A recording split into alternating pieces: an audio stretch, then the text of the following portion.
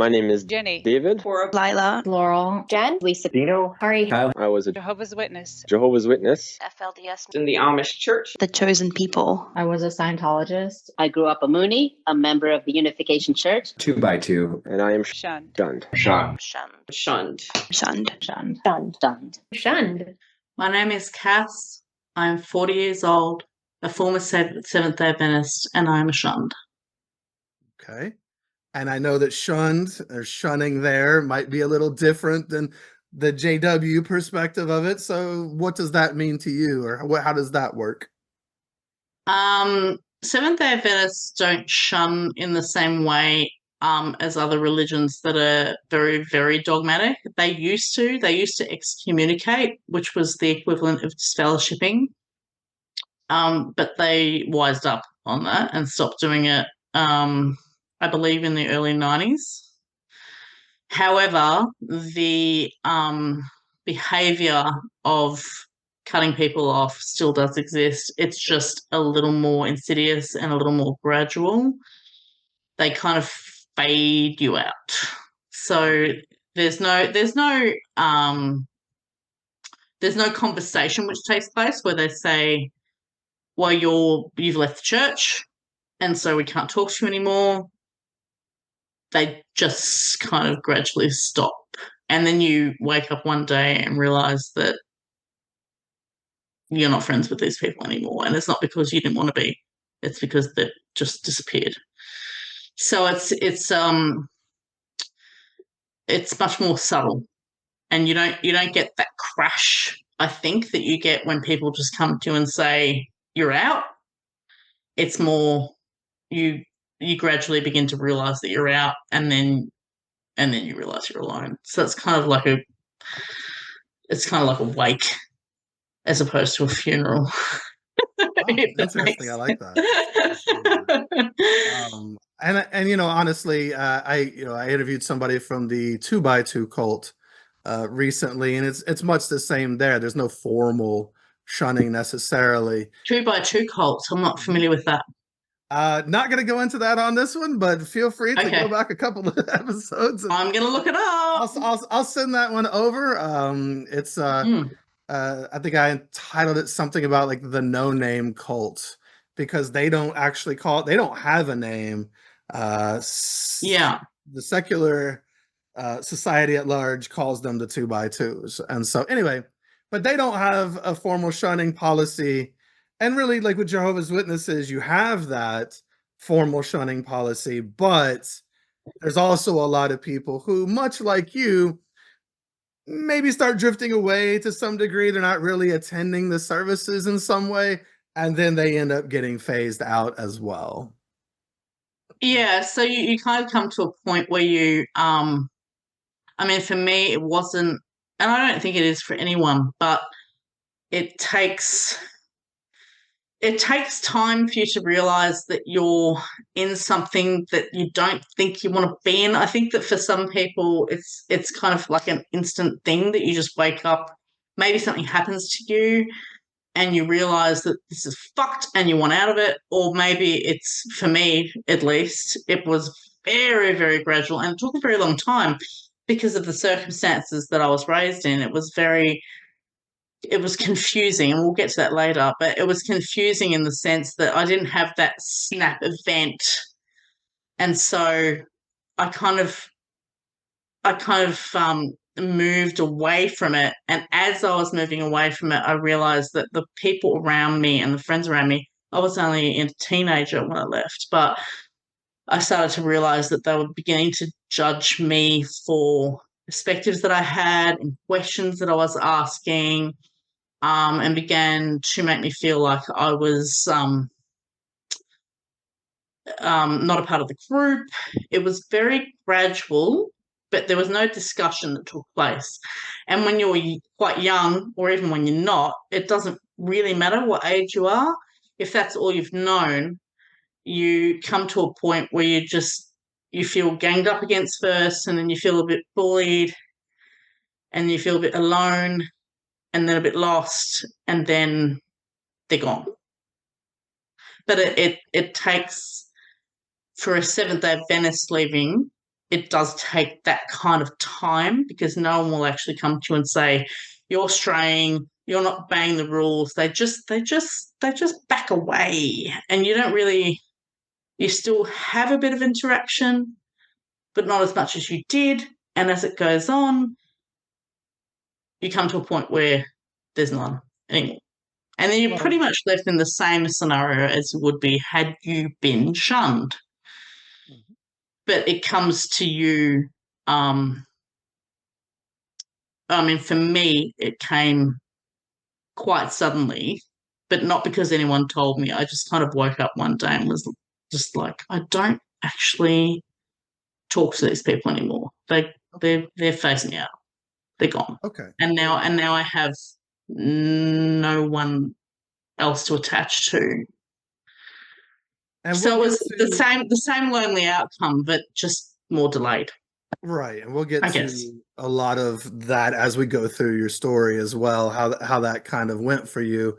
You know, you make an interesting point. Sometimes, like for a lot of Jehovah's Witnesses, there's a crash. You're disfellowshipped, you did something that you're not supposed to do, and you get shunned immediately, and there's this crash. But that crash doesn't necessarily wake you up. That crash just means you're shunned, but you may still believe everything wholeheartedly, and it's still going to take a long time to work through those beliefs. Or a lot of people go back, and that's what that's created for. And so it's again, it's just in different orders, but a lot of times it's death by a thousand cuts. It is you're losing this thing, but it takes time. There's a lot to work through doctrinally, socially, and all the other ways as well, culturally at times.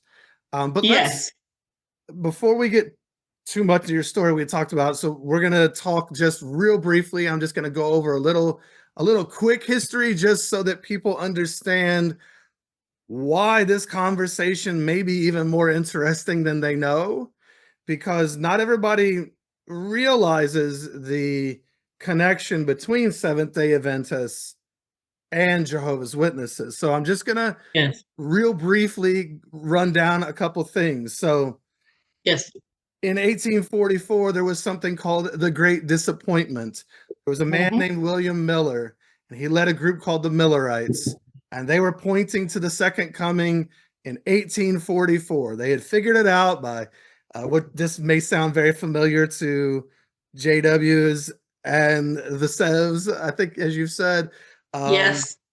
Because he was looking at Daniel, the book of Daniel in the Bible, and he took some verses there and it talked about so many days, and then he did a day for a year, and he did some math and he came up with this date, right? And this is going to be the date that it was all going to go down. And of course it did not. Therefore, the Great Disappointment is what there was a disagreement. But what happened out of that was that there were people that arose. So there were already some Adventists, though scattered. And as I understand it, Ellen White came about that time. And Ellen White, yes. Yes, and Ellen White really was one of the founders of a Seventh-day Adventist. Absolutely. And a very prolific writer, and really got into all of this. Yes. So a prophet, they would call her. Yes. So she starts the Seventh-day Adventist movement out of this, let's say. That's right. Now that was in the 1840s, 1850s. Well, in I think it's 1870, there's a little boy born named Charles Taze Russell. And around that time, or I think it was around 1870, or was he born in 1850? And 1870 is maybe when he met the Adventists. I think that's it. Anyway, so he meets the Adventists, and he's like, "Oh, they have really great ideas. I like a lot of these ideas." And he starts, I think he even credited the Adventist movement with kind of rekindling his desire in Scripture. And so Charles Taze Russell gets really into this. He meets a man named Nelson Barber. Nelson Barber has predicted the end of the world as well. But I think he's got it in like 1876 or 78. Yes. Of course, yet another disappointment. Here we are here in 2024. Nothing has ended yet. No one has come. Yes. Yes. And so Charles Taze Russell and the Seventh Day Adventists, they're kind of all kind of growing in the same time and from the same kind of ideologies. Yes. The only thing is, what's interesting to me is that in a lot of cults or a lot of groups, it's the second leader. It's just like there's a second person that really takes it over. Yes. In case you had the Millerites and everything, and then it's Absolutely. that second wave. It's Ellen White and everybody coming together and then building this movement that today is, was it 16 million or whatever? There's a lot of Seventh Day Adventists today. Yes. Way absolutely. bigger than the Witnesses. Yes. Yes. But the Witnesses, really, Charles Taze Russell was starting around this time. He was the initiator of it all, but it's Joseph Rutherford, who's the second person Yes. who takes it over from him, who really blows it up. Yes. After the splits and everything, because the Yes. Bible students still exist today, he grows it into Jehovah's Witnesses. So it's just interesting that they're all kind of the Seventh Day Adventists, the Jehovah's Witnesses. We're like cousins in a way. We are absolutely. Oh no, we not we. Was that? Not we. Not we. Well, we right, need to stop right. we need to stop using that term. Right. So as the groups were cut from the same cloth, right?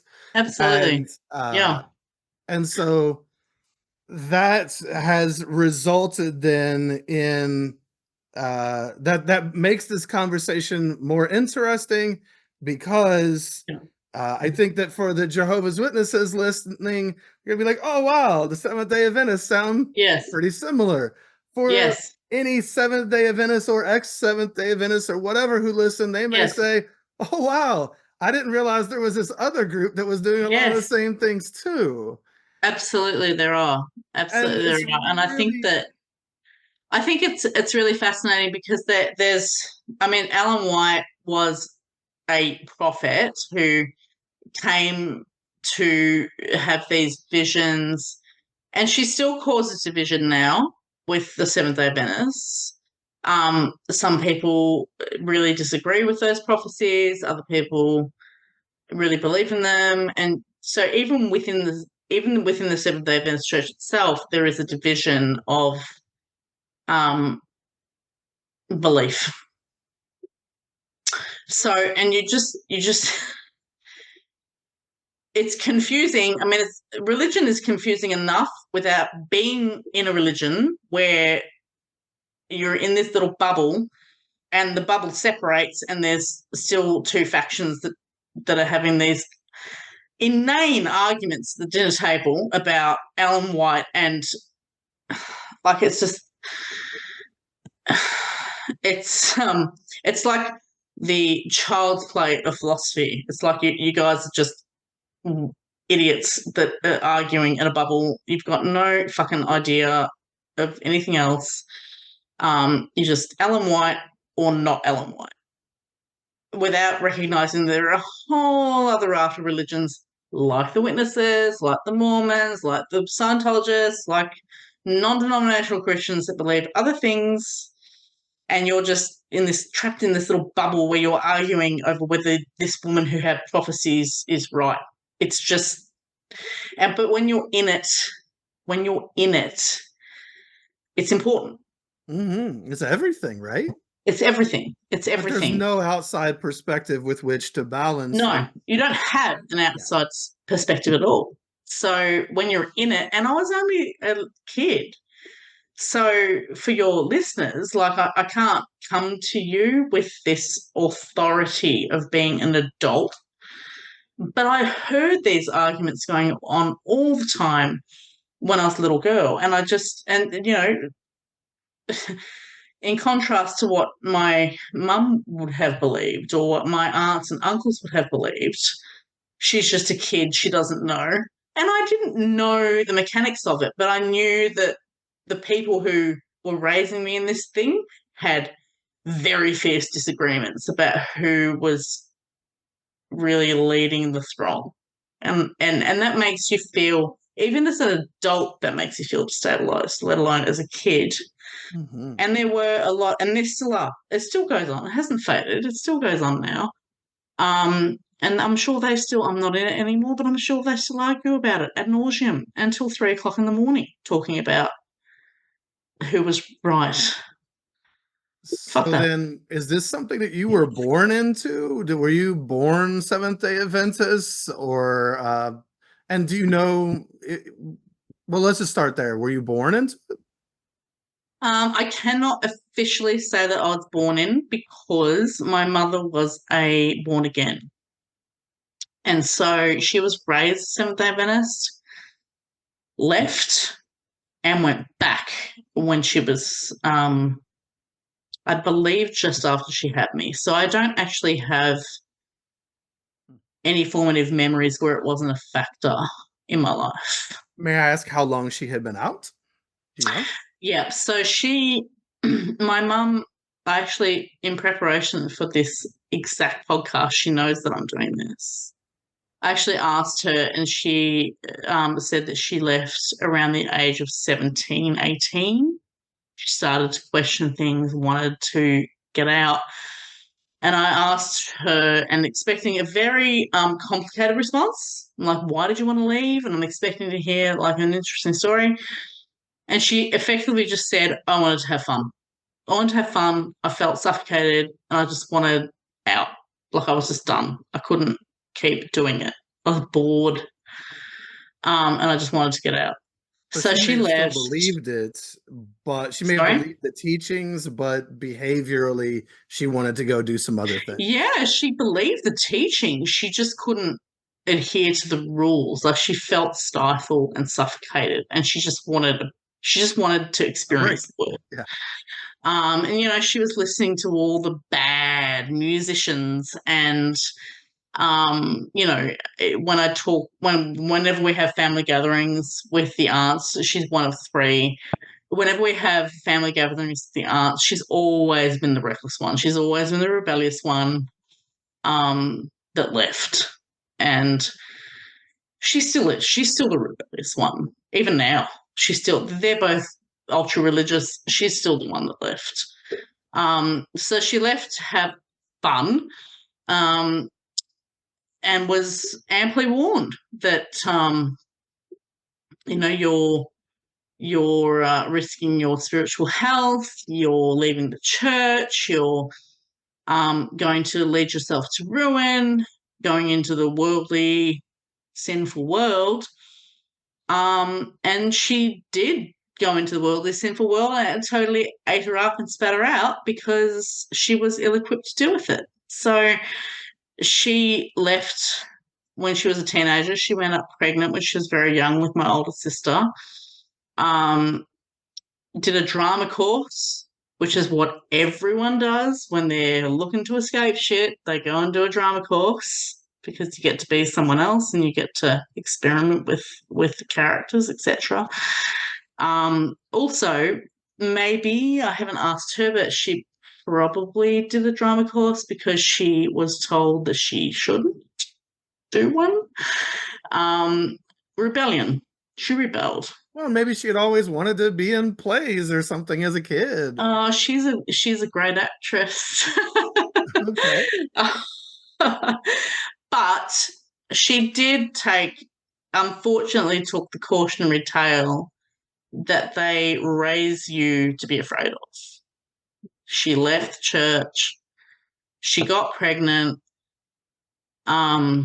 with my sister who's 8 years older than me. She got pregnant, wound up in an abusive marriage, which she left when my sister was about 2.5, 3 years old, and then was a single mum, impoverished, couldn't make ends meet, living in the world, and the world did eat her up. She got destroyed, utterly destroyed. However, what I believe is at play, and anyone who has been raised in a religion and left it would recognize, is that it wasn't so much a sinful world problem as a parental problem. Like, she was not prepared That's it or right there. trained to go into the world and know how to deal with it. And of course, a hero would eat anyone up. It would eat anyone up. But that's all by design, right? We're not going to teach you things so that if you leave, the world That's will right. eat you up, so you will come back, and then we can use you as the person to say, Absolutely. and the witnesses, we're going to take you and we're going to put you up on the next convention in front of hordes of people, and we're going to have you say, young people, don't go out there. I've been out there. There's nothing out there for you. That's exactly, Yes. they use you as the warning message. It's a self-fulfilling prophecy. Absolutely. Yes. Absolutely. All of the above.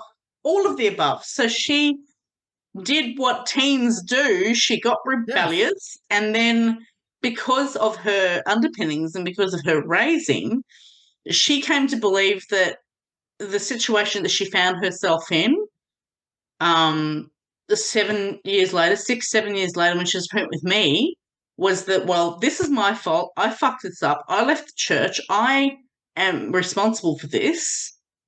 And now that I'm on the dregs of my ass and, on welfare, we were very, really impoverished. She was a single mum living in state housing, couldn't rub a cent together. That was her fault. That was her fault because she had strayed from God, as opposed to just, most secular people don't. Like my mum got into the Children of God cult. She experimented with the occult. She got into drama clubs and took drugs. She took LSD. She got really fucked up in every way that you could get fucked up if you wanted to rebel She from went a hard. religion. Yeah.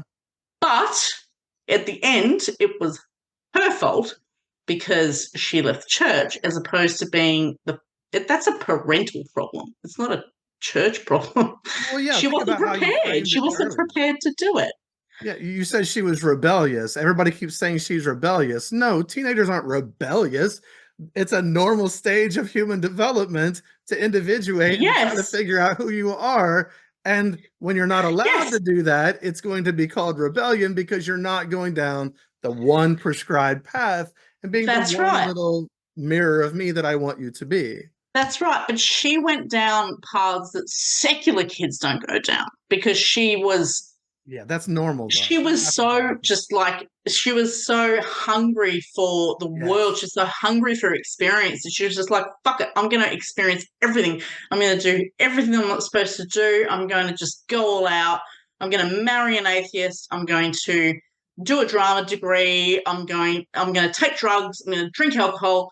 She was just like, well, I don't believe this anymore, so maybe this will work. I'm going to go And I said to her recently, I said, Mum, secular kids don't join cults when they leave cults. And secular kids don't go through this kind of shit. You did because you were ill-prepared to do it and you just wanted to experience the world, and you experienced it to a degree that most other people don't feel a need to because it was never taken from them in the first place. Well, and you're experiencing it without a sense of self and self-love, so you're going to get involved in some destructive things as well because you don't know who you are, and you may feel shame because you walked away. Absolutely. And everybody's shaming you, so what do I matter? I might as well treat myself like garbage because it doesn't matter. I don't matter. It doesn't matter. I'm going to die at Armageddon, so it doesn't matter. I may as well just do everything.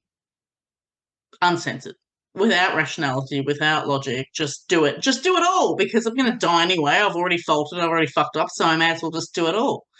And she did it all, and then she got pregnant with me when she was 27, and then she had 2 kids on welfare, couldn't cope, and so her sister, who was still a Seventh Day Adventist, said, you are in this position because you left church. You need to come back. Well, and isn't that how it works? So in the case of Jehovah's Witnesses, right, we go out door to door and we knock on your doors and we're trying to find people, and we loved low-income housing in places like that. We were looking for people who were struggling. We were looking for people who were hurting. Vulnerable people. Right, and we were going to prey upon that vulnerability and offer them hope and community. Yes. instant. Yes. Even And I if it's don't, not true hope, even if it's not real, it's still hope, and people wanted that hope, and we yes. were offering them something. It's an escape, really, more so than anything substantive. When you're on the balls of your ass with no money and no Yep. way to survive, hope is all you have. Yes. And I don't like, and I'm sure you're the same. The intention is good Sure. because they're in it and they don't know they're in it. So the intention is, well, come back to the They church. think they're Come back to helping the people. church. Come back to the church because you were so happy when you were in the church, even though when you were in the church you were fucking 16 and you didn't know what happiness was or what life was, but come back to the church because it was good then. So my mother went back after she had me. So I was like 18 months old, 2 years old, and she had met by that point a man who I would henceforth believe to be my dad for 26 years. Okay, so she was pregnant when she met him, and I still do feel like he's my dad, and he passed away 2 years ago. But that was all I knew growing up. This was my dad. Okay, so she met him when she was pregnant. She got pregnant at university. She met him when she was pregnant, and he was an alcoholic and an atheist. Okay, she went back to the church and was faced with this problem of being a mum in the Seventh Day Adventist church married to a man who was an atheist alcoholic, which she tried to separate it. She tried to make it work, but as a little kid in a scenario like that, of course it doesn't work because you've got your mum taking you to church on the weekends and teaching you these things and then taking you home to your dad who doesn't believe any of it and is telling you it's bullshit. And you've got this dichotomy of, well, it's really nice at church, but it's really shit at home because mum and dad don't really get along. And so I was stuck between this separation of having an atheist dad with a Seventh Day Adventist mum who was all in. My mum was all in every time she could be, but she also wanted to be with my dad who was not in at all. And so for me, it was the most confoundingly confusing fucking experience of my life to be raised like that because I was going, even as young, and I remember before going to primary school, so in Australia, I don't know, it's probably similar in America, so you're like 4 years old before you go to primary school, having the teacher say, you would call it Sunday school, I guess, but in the Seventh Day Adventist in Australia, at least it's called Buzzy Bees, which is like Okay, and you're going to a Buzzy Seventh Day Bees. Adventist school. I did go to one, but at this point, I'm still full. Okay. So you go to church, your parents put you in Buzzy Bees, where you go and do all your Bible stuff. And then they pull you out of Buzzy Bees to go into the congregation and sit with the adults for the rest of the service, where they will henceforth continue to chastise you, punish you, crack the shits with you every time you fidget because you need to be listening to this boring old man talking crap you can't understand. And if you don't comply and if you crack the shits and start crying, they're going to take you out into the back room and split you and tell you that you are being disrespectful to God.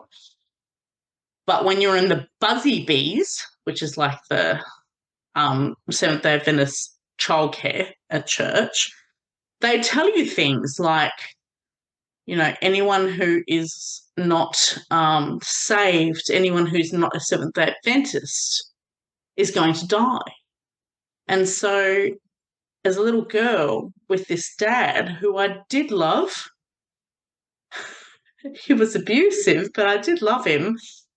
My dad's going to die because he doesn't believe in God, and not only does he not believe in God, he's not a Seventh-day Adventist, and you need to be a Seventh-day Adventist to survive Armageddon. Same way as you need to be a Jehovah's Witness to survive Armageddon. Yeah, I'm just smiling as I'm listening to the similarities.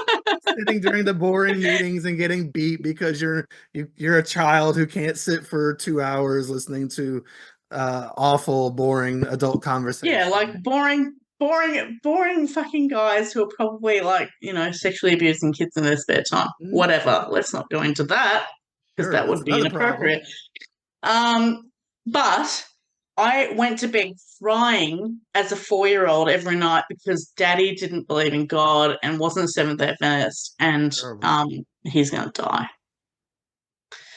And so I lived this, and my sister too. My sister was 8 years older than me, and she still did because she was in it. She was in it, and she still people would say, "Well, she's older than you, so she should have more sense." No, you don't have sense when you're in this thing. You just believe what you're told.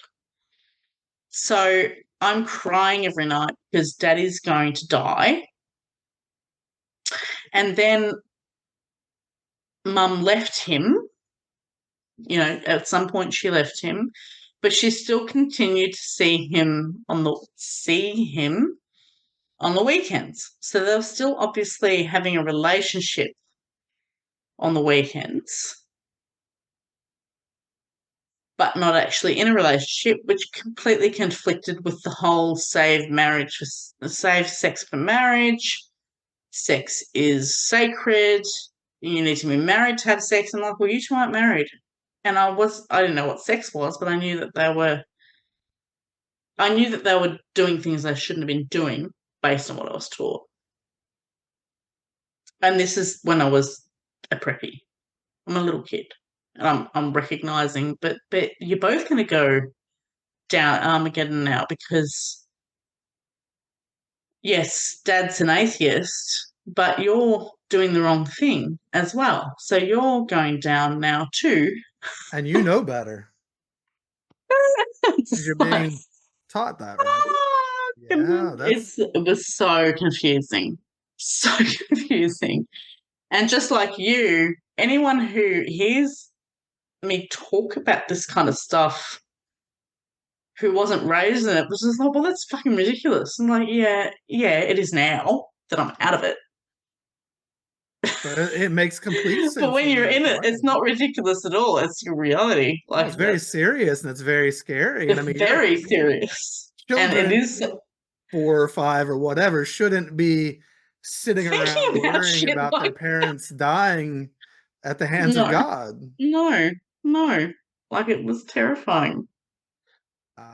So just because you've mentioned it a few times, and just want to say, so Armageddon was a real fear of yours as a child. I mean, I know we had that, and all the imagery of like red skies and fire-breathing dragons and hail and brimstone.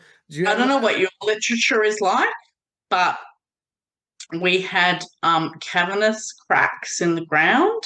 Oh yes, earthquakes. And lightning, thunder, lightning.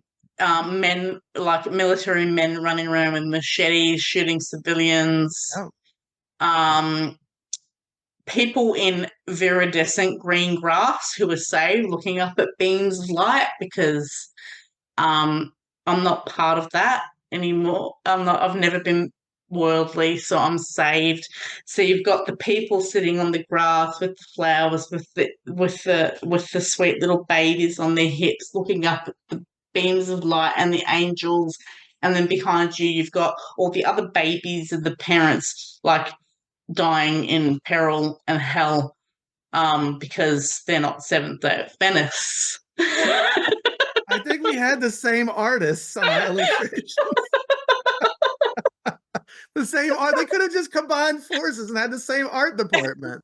I feel like it's really bad to laugh at it because it's like well, you have to laugh. It's happening to people right now, but I'm just like, it's fucking stupid. It's so traumatized stupid. A lot of kids too who couldn't sleep because they were afraid, or kids who were afraid of a sunset because the sky is orange, or of a storm that was I blowing used to get through. really frightened of thunderstorms because Yeah.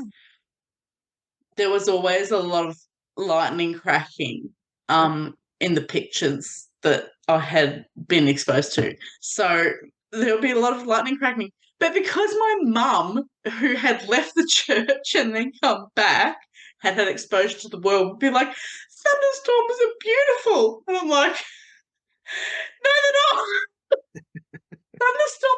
Thunderstorms are going to kill me. But I don't think she appreciated that she had left and then come back, and that all I had was what she had as a child. Oh, so she had a So little. I was seeing all these pictures in the books, and then she'd be like, thunderstorms are beautiful. Come out and stand with me in the thunderstorms. Really? You want to stand out? No. I'm going to die if I stand out. I But mean, she these didn't are get it. you know, She's these are like, what's the sentiments matter that with you? Why won't you come out to the thunderstorms? But I didn't have, I mean, at that age, I was so little, I didn't really have the ability to articulate to her why I was frightened of thunderstorms. She was like, what's wrong with you? Thunderstorms are beautiful. I'm like, no, they're not. Doesn't mean I'm going to die. But she didn't have that appreciation because she had left and then come back. She's reborn. And I think that reborn Christians of any kind are the fucking worst because they bring back with them all the guilt and the shame that they think they have to own from leaving. And I think that it's so toxic. Like they come back, well, I'm back here now. I left and you were right. The world fucked me up and now I'm back and I was wrong and you were right and I feel really bad. I'm really ashamed, really stupid. Save me. And now I have to double down on all of this to prove myself because I feel shame because I left. So now I've got to come back and be a That's real one. right. I've got to get involved in Yeah. this.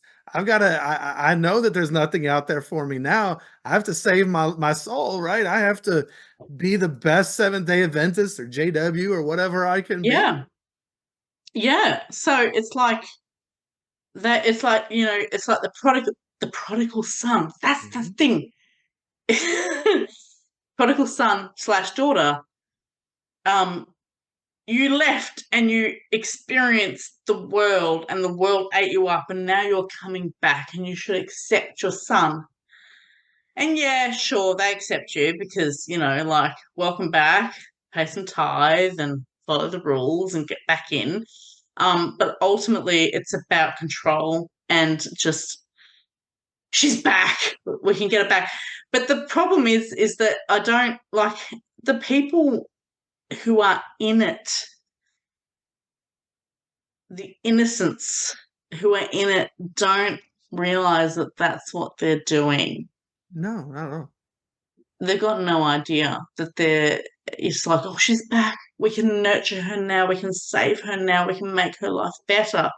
But they don't actually realize that they're part of this larger machine that they're effectively just working in. They'll love bomb you, but they have no. It's like a Soviet prison camp. Yeah. They don't get it. Well, they don't get it. You can't see it until you're on the outside, and then you have to want to see it and be willing to do the hard work to see all the things and to experience all the feelings that come with it when you start realizing all of this stuff. And that is a bridge too far for many people. It's got a lot to lose.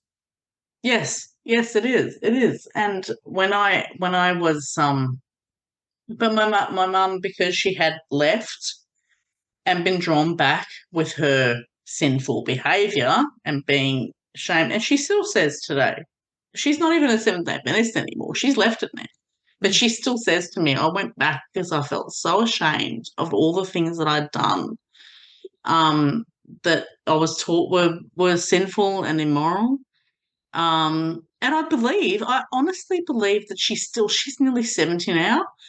I still, like, I'm a writer, and sometimes I write sex scenes in my books, and I get her to read my books, and she comes back and she's like, I don't think you need the sex scenes. Like, you need to get rid of that. It's immoral. And I'm like, it's not, She's still Religion's got fucking with some your of head. It's not immoral. those automatic thoughts. She's got So even though, some of the yeah, doctrine is still there. she's conditioned to just not. She can't accept people and flaws and humans as they are. She will pick up on these things. She's like, that's immoral and that's evil and that's not, even though she's not even in it anymore. She still has this training her brain as a nearly 70-year-old who will look at me and say, do you really need to say fuck in your book? Like, and she's actually said to me, if your aunt and uncle read that, who are Seventh Day Adventists and very extreme Christians, if your aunt and uncle read that, they'll be really disgusted. So And I'm like, I don't give a shit. I don't care if they're disgusted. People swear like it's language. It doesn't well, matter. and why are they the arbiters of what is and is Why not are acceptable for why everyone? are they the censors of how I think or how I should express myself? And my mum swears herself. But if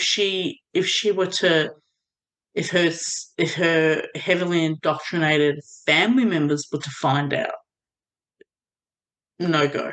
It's not good. Well, She still carries that shame, like she's looking for them to tear her down. because we were taught to get our identity from external sources. That's They will right. tell us if we're worthy. They will tell us if we're worthy of love or acceptance or punishment or hate or Yes. whatever. They get to determine. Someone else gets to determine that. I don't get to. I don't get to. And she's still, even though she's been out of it for quite some time, she still has this subliminal narrative going on in her head where, oh, don't say that in front of other people, or don't act like that, or that's not right. And I'm like, how long do you need to be out of this before you unembed it? But she'll never unembed it because it's in her head. She was taught that as a little girl. And even though she left it, she didn't obviously leave it long enough, and she fucked it up and made a total mess when she did. But she'll never. I'm never going to get her to just be honest about who she is in front of the people who hold her accountable for her morality. Never going to happen. I've given up. I've given up. It's not going to happen. And as a child, she put me in a Seventh Day Adventist school when I was a preppy kid. Preppy is foundation. In America, what do you call the first year of school? Kindergarten? No. In Australia, Preschool? kindergarten is like 3 to Preschool, 5. kindergarten, elementary school. Elementary school. So first year of elementary school, so you're about 6, 5 or 6? Yep, 6. I was sent to a Seventh Day Adventist school with a mum who was so impoverished that she was driving buses to pay school fees, covering books to pay school fees, cleaning toilets to pay school fees, because Seventh Day Adventist schools are private over here and private schools are expensive. So she had to work to pay their school fees. And all the kids, don't ask me how they figured it out. Gossip, mostly, I guess. But all these kids figured out that my dad was an atheist and an alcoholic. 2 things, obviously atheism is out. Alcohol, you can't drink as a Adventist. Alcohol's out, okay?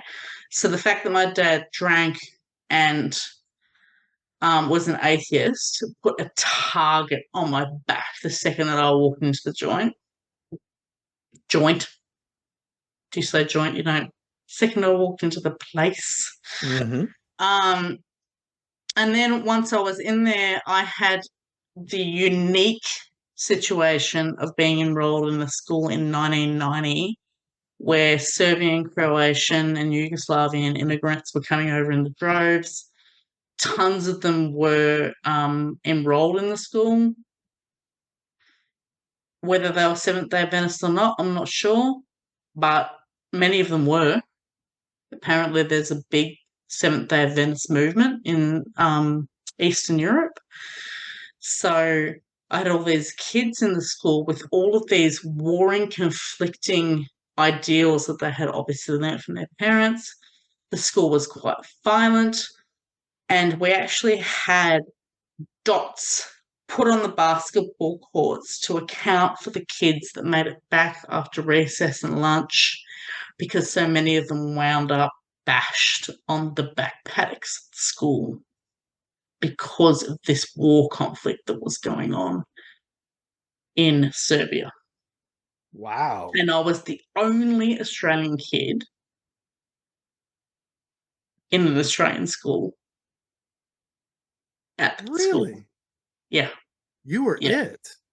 So I already had a target on my back, having an atheist dad and a poor mother. And then I didn't fit into any student group because they were all warring with each other over politics that I didn't understand, and they didn't either. They were just doing what their parents told them to do. And it was terrifying because this was the place I was supposed to be. This is a Seventh Day Adventist school. I was going there to learn about God and to learn about harmony and to learn about what it means to love your fellow humans, while I'm watching my fellow humans rip each other apart on the school ground. So even though I was only 7 and not able to quantify this in any way that I could actually understand, I just knew that it was wrong and that I felt scared in this school with this going on. Well, you stood out, so you didn't want Yeah. to. Like it would be like an American going to an American school, but being the only actual American there with a war going on with every other faction at war around you, and you're just like, I'm just an American. I'm a 5th generation. I'm the only one. So it was very frightening and scary. Well, you don't want And to stand I out was in a an itty bitty situation little like thing. Sorry? you don't want to stand out in a situation like that. No. You want to blend I in, but already- you can't. I already stood out because I had Yeah. this atheist dad and this mum who had no money and had to drive buses and cover books and everything else. And I was an itty bitty little thing too. I was only a tiny little girl, and I was swung around on the schoolyard by my backpack and treated like absolute shit by these kids. And I got to a point, this is a Seventh-day Adventist school, where I'm being sent to be taught to follow the word of God and to be godly and to learn about empathy and concern for my fellow humans, etc., etc. And it got so bad that I felt like killing myself. Like by the time it got really bad, I was, grade 3? So 8? 9, 8. Yeah. Okay. And I didn't tell my mum because my mum was under so much pressure. My sister and I were always very aware that my mum was a single mum and she had no money and we were impoverished. We were very aware that she was under a lot of stress. And so even as a little kid, I felt like I couldn't talk about this because it's going to make mum stress worse. So I didn't say anything. And she came into me one day after me listening to kids say, your dad's an atheist, your dad's going to die, your dad's never going to go to heaven, you're never going to go to heaven because your mum is a slut, who's having sex with an atheist. I heard this from kids. I was in prep, so I heard this from kids in year 8 and 9. Like, I didn't even know what sex was. That was how I learned about sex. What is sex? Oh, that's how I learned about it. That my mum is having sex with my dad, and so she's going to die because they're not married. So all of this is going on. I finally get to a point where I am bawling under the doona one night, hiding it from my mum because I know how much pressure she's under and how much stress she has in her life. as did my sister. She's like, we need to get through this by ourselves. We can't bother Mum with this. She's got enough to deal with. Mum found me crying and asked me, and I told her that I wanted to die now because I'm not going to survive when God comes. So I'd just rather die now. It's And I laugh because I have to. I laugh because I have to. Sure. Because it's so fucked up. Like, it was very fucked up. You shouldn't. For me to say, well, this is a story I've been given, and if we're going to survive Armageddon, I need to be this kind of person. And I don't think I'm going to be that kind of person. But right now, at the age of 8, I think I'm doing good. So let's just die now. We'll die now, and then I'll get to wake up in the new system, and we call it the new system too. Unfortunately, is an awful byproduct of that whole Armageddon teaching is that it really makes this life quite expendable. And if this life isn't going to get you through Armageddon to that new system, then what's the point of even being here? And I sadly think a lot of people who have endured that teaching, whether it's Jehovah's Witnesses, Seventh Day Adventists, whatever, who maybe did terminate their life, maybe they did die by suicide because they really couldn't see any reason for this life, because the only reason given for it is to get to the next one. If they didn't feel like they were going to have their loved ones join them in the next one or whatever, then what's the point? And it's just really, it shows how damaging that whole concept and teaching of Armageddon is. Absolutely. And I remember, I don't know if you have this in the witnesses, but the Seventh Day Adventists have these open forum nights where you can convert people, right? So you can bring them in, and you can encourage them to give their lives over to the Holy Spirit. I don't believe you guys have the Holy Spirit. We didn't do so, in one night. I mean, we had people we would bring in. We would study with them by knocking on their doors. No. Says don't do that. They're impactful enough to do it in one night, right? You have you have the build up, because usually most people who are brought to evenings like that have been bought by family members who have been pummeling their fucking brains with this shit for years. And they finally encourage them to go along to one of these events where they're going to be encouraged to come up with a minister and have the minister place his hand on their head, and, maybe they'll collapse and start talking gibberish, or maybe they'll just, fall down at the ground and start crying, or maybe they'll just nod and fucking go back to the seat. It doesn't matter. It's all a win. Right, it's all a win. So my mum, after years, so she had already left my dad because he was abusive alcoholic, who I still loved because he was never abusive to me, even though he was to my mum and my sister. He was just never, for some reason, never abusive to me. But I somehow made my way out with my mum, let us out of this. To her credit, my mum always did her best, even within the doctrine, to do what was best for her kids. She was a good mum. She got us out of that situation. But my dad was still in her life. He was still coming. We used to have Saturday nights with Dad, where he would come over and we would watch Clint Eastwood and Gene Hackman Western movies, because that were the only movies that he would watch, which were heavily violent. Yeah. And we would watch them on Saturday night after the Sabbath. So the Seventh Day Adventist Sabbath occurs from Friday night at sunset until Saturday night at sunset. And it's much like the Jewish Sabbath, where you relinquish work, you relinquish media, radio. Well, back then, I mean, there was no social media, but radio, television, anything worldly is gone. It's out. Okay, it's a day of rest. Seventh day is Sabbath Saturday. Day of rest. hardcores don't even cook. Okay, so it's a very serious thing. Do they fast, or do they just? Sorry?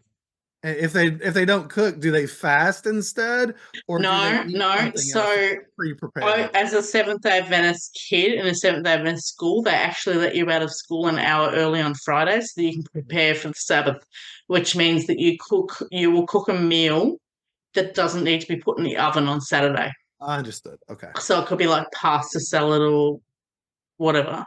I just knew a lot of religions practice a fast along with some things. So I wondered if maybe you guys did that. They're hardcore with a lot of stuff, but they won't give up food, even if it's really shit vegetarian food. Gotcha. No, they won't give up food. But they will not. Hardcore people, hardcore worshippers won't drive. Mum, because she had this secular gap from her raised into her rebirth, into the Seventh Day Adventist Church, had certain rules that she would break. So she would cook a meal that actually was put in the oven when others wouldn't put it in the oven. So it was this dish called tuna chip casserole, which was effectively a pasta bag with crushed salt and vinegar chips on top of it. And I still cook it for my kids because it's fucking amazing.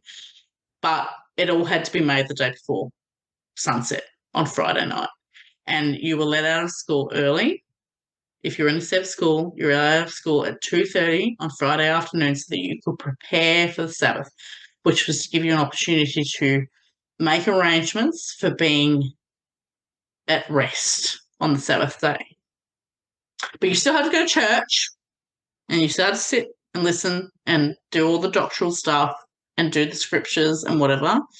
And the most of the time when we came home, because there was nothing else to fucking do, we'd have to have a nap, which I hated because I was only a little girl. But wasn't your mom often going to see your dad on the weekends? No, so Dad would come over on Saturday night after the Sabbath broke. And so it was like, so we're going to be really scriptural for Saturday. Okay. And then the sun's going to set and Dad's going to come and we're going to get to watch Gene Hackman movies and eat bacon and watch Clint Eastwood and watch people kill each other for about 5 hours. Confusing. Yeah. Really confusing, because I'm looking at my mum and thinking, you're not supposed to be doing this. You say he's going to die because he doesn't believe in God, but you're going to die too because you're not married. And so you're going to die, which means we're going to die. I was just preoccupied with death. My entire childhood, I was wrapped up in everyone who was saved or not saved. That's all I based any credence on. Well, I mean, that sounds very familiar. I mean, Sorry? So that sounds very familiar, because with Jehovah's Witnesses, it's all about, are you going to, so you're kind of covered by your parents' spirituality up to the age of accountability, which is not specified. And then at some magic time, you're now on your own. God will kill you at Armageddon if you don't get saved, and if you don't get baptized and dedicate your life to Him through water immersion. That's right. If you're feeling stuck in your life after cult involvement and can't find the life you want, leaving a cult is a new beginning on a path to healing, not some magical end itself that is healing. Relief from the immediate pain feels good at first, but that's not necessarily true happiness. The feelings of social awkwardness and isolation, lack of self-worth, perfectionism, patterns of being attracted to emotionally unavailable people, not even knowing who you are yourself, all of these things and more are lingering effects of that environment. Being in a cult isn't just following a doctrine, but it's following a culture, a way of life, a way of being that doesn't just go away because you stopped attending meetings. If you want to shortcut the path to healing instead of trying to figure it out on your own, maybe even work with me professionally in my cult recovery coaching practice, you can find opportunities to do that, and also for other cool resources at my website, exjwhelp.com. That's exjwhelp.com. What it is for you. How would you, as that little girl who's obsessed with death, how would you save yourself if you were going to do that? You can't. You can't. Okay. You can't, because they teach you that, I mean, my parents were breaking the rules. Okay, so my mum was not married to my dad and was clearly having sex. I didn't know that it was sex, but I knew they shouldn't be doing it Right. at a very young age. I'm like, you shouldn't be here. You're breaking the rules. And you've told me that I should keep sex sacred, that sex needs to be between someone that you're married to. You're not married. And I knew they weren't married. So I was just like, well, if that's the case, then you're doomed too. You're going to die at Armageddon too. So then I had to grapple with that. And much the same, I believe, I mean, you correct me if I'm wrong, but physical actions are the same as thought actions. Mm-hmm. So if you are having thoughts in your mind that are wrong, and most of our thoughts are wrong. That's human nature. We think all sorts of wrong things, and when you're in a religion, those wrong things are very easy to think. Like you can think, I'm jealous, I'm envious, I want her necklace, or whatever. Like when you're a little kid, the majority of the thoughts that cross your head are wrong because you're not fully developed and you want what other people want, and you want what other people have, or you want the life that other kids have, which I experienced a lot because all my friends were in these, perfect little, families, which, I hate now. But as a kid, I was like, I want to be that. I want to be in that family, and that's jealousy, that's envy, that's wrong. So even in your own head, you're not free. You can't even escape in your own head. And, I felt, even with I'd do an action and think, well, that's wrong. But then I'd think a thought and I'd be like, well, that's, they're the same.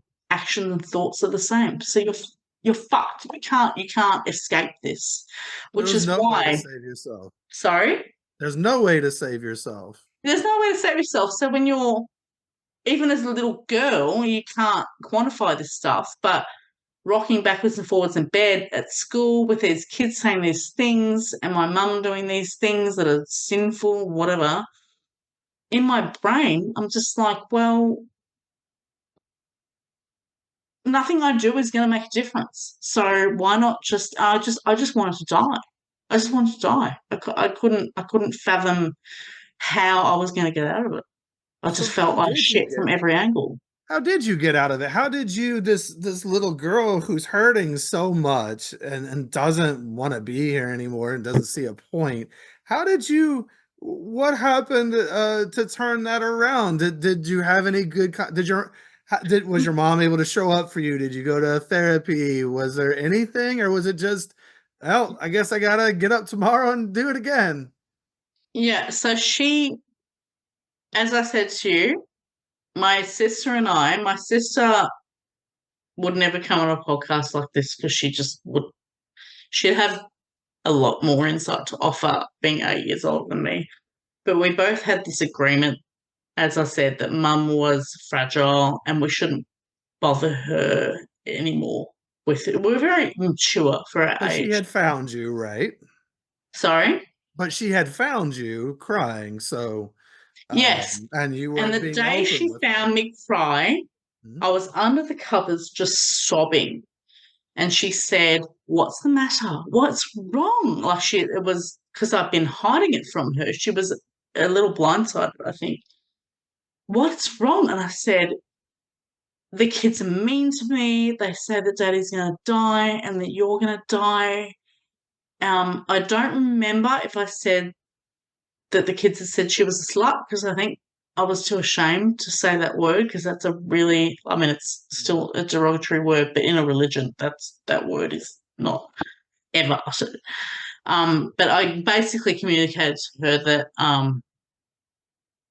the kids are being really nasty, and I'm frightened to go to school because of the dots on the basketball court and the fights happening up the back paddocks. And so to her credit, she pulled me out of the school, the Seventh Day Adventist school, and put me in a public school. But this proposed a new problem for me because I had been raised to believe that worldly kids were bad. So she's... As were we, and we called them worldly too. So, yeah. That's right, worldly kids. So she's like, it's okay, we'll move schools. And I was terrified, even though I have it with my son now, who he's not being bullied or anything. He's just like, I hate school. You know, I change to a different school? No. Like, well, yeah, you don't know what you don't know. Like, she wanted to pull me out of this school. And even though I was miserably unhappy, I was terrified to leave because she was going to put me into a public school with worldly kids who were going to die and who were evil, bad, had bad parents, bad motivations, bad everything. Everything about them was bad. But she had no other choice. Like, it's not like Seventh Day Adventist schools aren't like in every county. It's not like you can just pick one out. I had to, if she was going to pull me out, she had to put me somewhere. And she wasn't going to put me in a Catholic school because Catholic, no bueno. No Catholics if you're a Seventh Even Day worse Adventist. than worldly, right? Oh, Catholics are the Antichrist.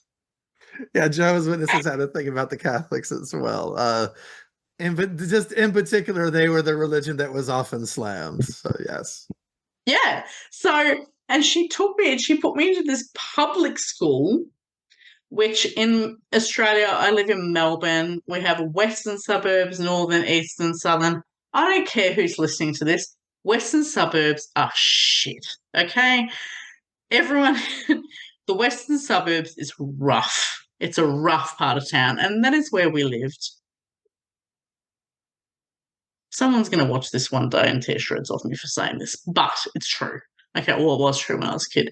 So she took me out of this Seventh Day Adventist school, which was shit, but put me into a public school, which was shit, next door to a Catholic school, which she said, and I always saw the kids come out of this Catholic school and they had their nice uniforms and they looked very prim and like they just looked elite, I guess you would say. Elite Catholic kids. Oh, very much. And Mum was like, the Catholics, nah, we don't go. Not that I would disagree, especially with what we know now, with what Catholic happens in Catholic institutions, whatever, doesn't matter. I was put into this public school and taken there cold out of this Seventh Day Adventist environment with this very heavy indoctrination, this very heavy guilt. And I had massive anxiety as a kid, and as a result of this, which compounded with going to this public school with these sinful worldly children. And I remember holding back on her when she took me. I was so frightened and I was so terrified, and she took me against my will despite what I was going through. I was just terrified of change. And now that I'm older and I've been diagnosed with Asperger's, maybe that's what it was. Or maybe it was just, well, this is bad, but they're worldly kids, so this is going to be worse because they're worldly kids. But she took me out and I held it in really well. And then as soon as she left, I fell apart, shaking, sweaty palms, just freaking out, nearly vomiting with anxiety at being at this school with these worldly kids.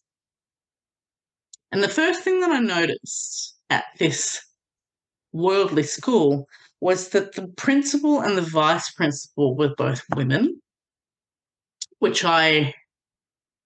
women in the Seventh-day Adventist Church do not have positions of power.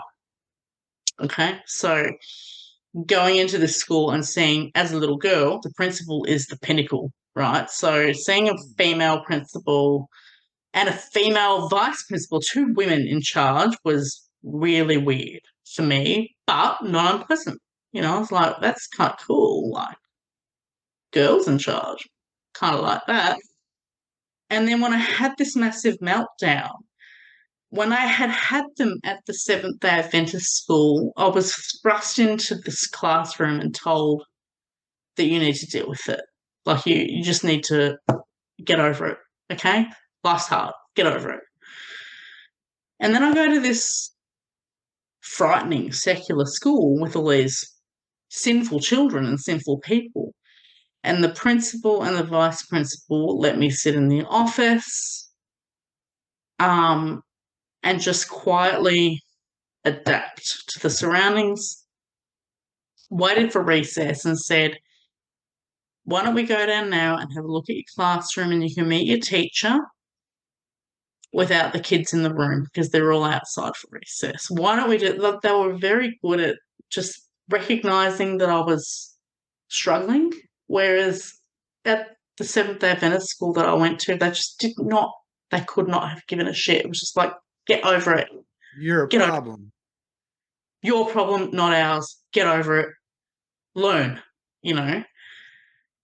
So they took me down to this, and I met this very lovely teacher who was a man who I instinctively mistrusted because my dad owned a liquor shop and every man that had ever tried to pick me up or touch me was completely and utterly blind, drunk. And then I meet this teacher who's a man and he's just so lovely and so approachable, which was new. And then the kids come in and we all sit down. And the first thing that I got asked was, are your parents divorced? And I looked back at this kid and I said, oh, my parents aren't married. And then the kid on the other side of the table said, oh, mine aren't either. And I was just like, I'm home. I'm home. No one gives a shit whether my parents are married, divorced, religious. No one cares. These are my people. No one cares here. And none of them were religious.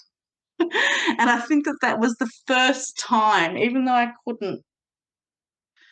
couldn't appropriately quantify it as a little girl, but I think it was the first time that I realised that worldly people are good and can be good. That was the first time. Can I ask?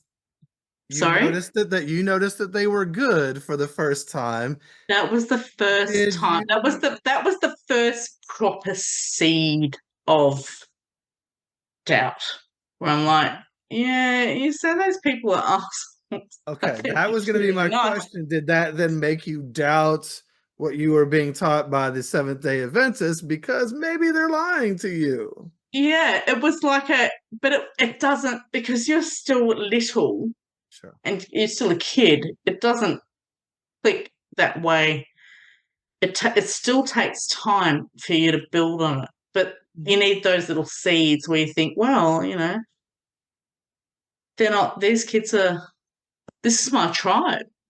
But then you find this tribe that is the opposite of everything you've been taught to believe is your tribe. And when you're in that in-between place where you're still going to church on the weekend and you're still living this life of God and his rules, you're going to school and looking at all these beautiful friends you're making and thinking you're going to die because you're not a Seventh-day Adventist. And then you start trying to convert them because that's what you're supposed to do. You're supposed to, Familiar, yes. save me.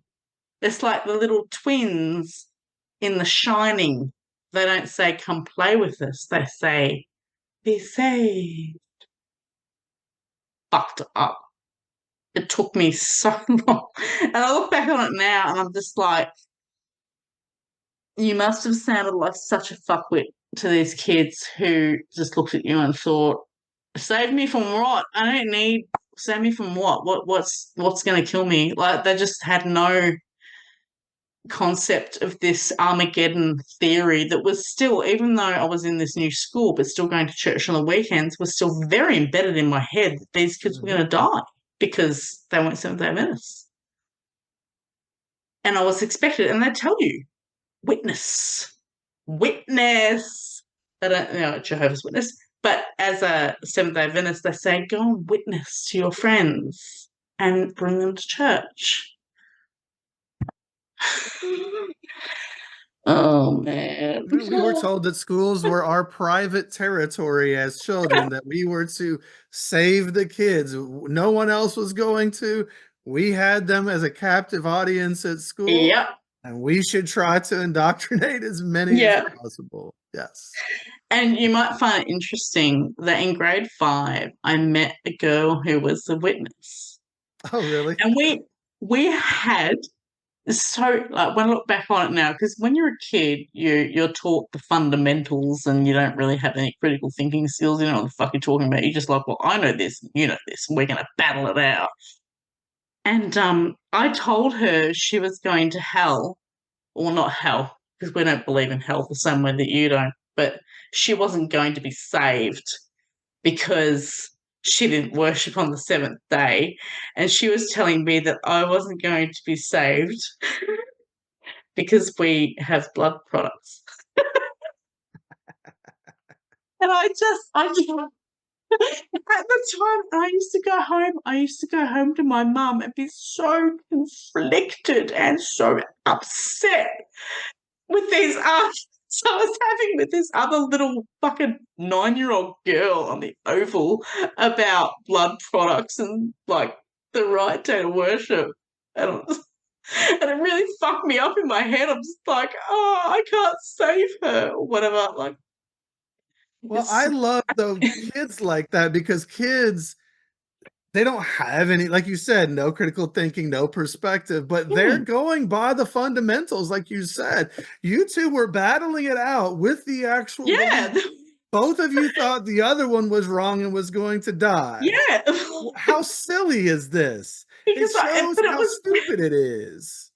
It was so fucked up, because I met this other little girl who believed in God, and I was in a secular school, and I'm like, oh, I finally have another little girl that believes in God. And then she's like, well, you're going to die, though, because you worship.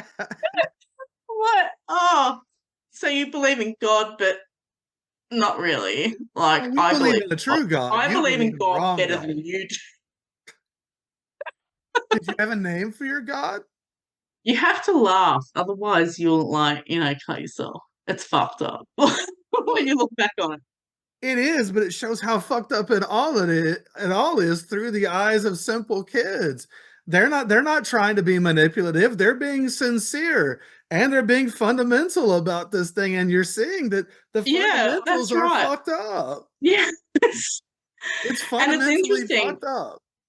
I mean, I've got a lot more to say about how I was raised, but I'm just going to deviate here for a second, where my partner and I, their parents have a beach house in a beautiful suburb, a beautiful beach town called Lawn down here in Victoria. And we go there every Christmas and every school holidays, and they have a scripture union camp, which is a Bible camp. And I send the kids. I send them every year. And the first time, because my partner, Brian, knows my past and knows my position on this stuff, and I sent them to this scripture union camp, and he said, why would you what is wrong? Because he's atheist, totally atheist. So why would you send them there? What is wrong with you? Like, why? And I said, because you need to inoculate. It's like a vaccine. You need to inoculate these kids early by giving them exposure to this stuff so they can come back and ask you the questions, and you can just nip that shit out straight away. Because otherwise, if you don't do that, if you completely just withdraw like it doesn't exist and will not let them associate with it at all, it just becomes another avenue for them to explore later that's new and interesting. And I just want to be able to take them, put them in it, bring them out, have them ask their questions, and say, okay, well, let's think about this. Let's talk about it Okay. critically and pull it apart now. So, because so many people that I know have been pulled in without any prior faith, just usually, as you said earlier, in the dregs, just Well, they're usually vulnerable, right? yeah, But if we could vulnerable. teach people to love themselves and to not be walking around with a gaping hole inside of them they're seeking Yeah, to fill externally, then we can perhaps hopefully inoculate, like you're saying, inoculate by yeah, teaching, inoculate by helping kids to love themselves so that and to help them teach them how to think, not what to think. Lots of that's different things right. we can do to Yeah. help kids. Yeah, so I mean, as much as my partner was like, "What the fuck are you doing? Like, this is you're sending them to a Bible camp. What is wrong with you?" I'm like, and they did. They came home with really intelligent questions, like, "How did Noah fit all the animals on the ark?" And I'm like, Mhm. "Let's look at this critically. Do you know what critically means? Let's look at what that means, and then we'll apply it to this." Like, just trying to get ahead of Mhm. it because it's so easy to be drawn in when you don't have any awareness of it in the first place. And going through school as a primary school kid with these worldly kids, and I wouldn't find out, like, I had my mum had always said, worldly kids, they're into drugs, they're into um, premarital sex, and all the big bugbears of religion, even dancing, low cleavage tops, like all that stuff. And I later came to find that one of my very close girlfriends, I didn't find this out until I was 21. One of my very close girlfriends when I was in primary school was actually the daughter of a renowned Melbourne crime family. A drug lord who wound up going to prison and ultimately being killed. And I didn't realize this until I was 21 and looking back on it and thinking she was an awesome friend, irrespective of her lineage or what her father did or what her family was and the judgment that I could have applied to her. She was a great mate. She was a great human being. And I had no idea at the time. And I don't think that it would have mattered because I just appreciated her, and I allowed myself to just appreciate her on her merit as a human being, as opposed to what do you believe? And, I kind of started growing out of that judgment because it does teach you to judge everyone. And it was Including really judging people, I think, makes you inwardly miserable. Like if you're going to just if you're going to be raised with that kind of doctrine where everyone around you except for you and this specific set of beliefs is doomed, judgment makes you miserable. It makes you unhappy. It makes you unhappy as a human being. And I often wonder, now that I'm out of it, when I look back and I have conversations with people who are still in it, I'm like, you're fucking miserable. You're miserable because you don't know how to just love people. You just don't, you have no capability to love people for who they are. And it's tragic. It's really yeah. tragic. If you can only love people who are exactly like you, is that love? Yeah, because that's fun. Loving people who are exactly like Only you. exactly like you. I mean, How that's boring. God, yeah. if I met another two of me, I'd fucking neck myself. Sounds a lot like control more than love. It's a lot more loving to have your arms wide open and be able to accept people different than you. Yeah, absolutely. That's But what love is. even at the end, like I had this primary school experience from the ages of 3 to 6. And then my sister, who was 8 years older than me, fell in love with this amazing, beautiful man who's still in the family. They're divorced now, but he's still in the family. Just a beautiful, beautiful man who lived on the nice part of town. So the nice part of town in Melbourne is the eastern suburbs. And when I was a little girl, my mum used to take me over there and my sister over there and say, we're going to live here one day. We had no money. We had nothing. We were so impoverished. She used to take us to the eastern suburbs, leafy, beautiful, beautiful houses, and say, we're going to live here one day. And we're like, yeah, whatever, Mum. Like, we have no money. But my sister wound up meeting this guy and marrying him from the eastern suburbs, and we followed her. And after leaving this rough public school where I felt at home and had this tribe of kids and finally started to feel at home with myself, my mum put me back into another Seventh Day Adventist secondary school because she thought it would be a good influence on me. And she said, it will be different because it's a different school and it's different people. It wasn't different. They were just as bad. They were just as bad and just as And was this one judgmental. actually local Seventh Day Adventist kids? Yeah, yeah. And it was the I first guess. time, like as a little girl in a Seventh Day Adventist school, I remember having that little seed when I left in the public school and thinking, I actually feel more at home here. And then being put back into a Seventh Day Adventist school, narrow-minded, shallow, not seeing anyone for who they were. And it was the first time that I actually didn't care about Armageddon anymore. Like I felt like I remember thinking to myself, and I said it to my mum because I kept coming home every day and saying, I hate this school. I don't want to go here anymore. They're so judgmental. They're mean. They're nasty. They're narrow-minded. And she said, well, maybe you need to, just put in a little more effort, like give them a little more time. Careful. And I said to my mum, I said, you know what? I don't want to spend a day with these fucking people. Why would I want to spend an eternity? Like if you're talking about Armageddon, if that's your carrot, that's a carrot, right? It's a carrot. It's like a horse chasing a carrot. You want to live forever. Everyone wants to live forever. Like it's the ultimate product. Everyone wants to live forever. I don't want to fucking see these people at the end of the day. I don't want to see them when I rock up in the morning. So why would I chase this carrot? I'd rather kill me now. I don't want to spend any more time with these people ever again. And yeah, like dominoes from there. It was over.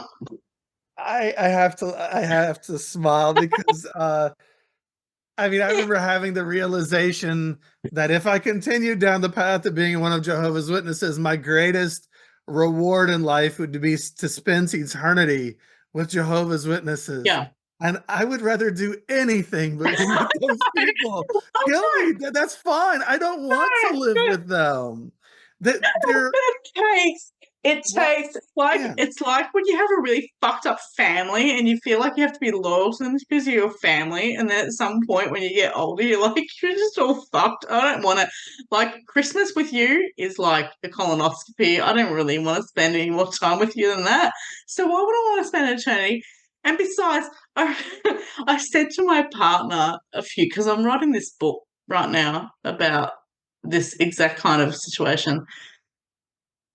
And I said, God as a concept is actually quite beautiful. Religion is fucked. God could be great if people could embrace it in a holistic way. But the way that I was taught in the indoctrinating sense, God in that sense, the Seventh Day Adventist, Jehovah's Witness, whatever, that really heavy suppressive sense, is like an abusive husband. Like he wants you to behave a certain way, think a certain way, act a certain way, and if you don't act that way and you leave, he's going to kill you. Like I'm just like it's such a fucking disgusting premise. But it doesn't, and people say, well, you're just anti-religious. I'm like, I'm not anti-religious. I'm not anti-religious. Like God, and I learnt this after I left, I got taken out of this Seventh Day Adventist school in high school and put into a non-denominational Christian school. Mm. And I will shout it out. It's called MEX, Mount Evelyn Christian School in Melbourne, Victoria. Christian school, but non-denominational, where it was the first time I was exposed to people who believed in God, but didn't really give a fuck what you did. It was kind of on you. It was on your conscience. It was on it's like, you know how to be moral. It's on you. Why don't I hold you accountable? You do you. And it was the first time that I realized that God could actually be experienced as something that is not pushing down on you, but can be a guide as opposed to a brick. But even still, I embraced that for a time, and I'm grateful for it because I met a lot of beautiful people who I'm still friends with now. But even after that period of leaving, and being at that school, I still had this Seventh Day Adventist insidious judgment in my brain where, I was going to school with kids who were at a Christian school and were having premarital sex with their boyfriends and girlfriends and thinking, that's immoral. That's wrong. That's going to send you to the brinks of death. Like you're breaking the rules.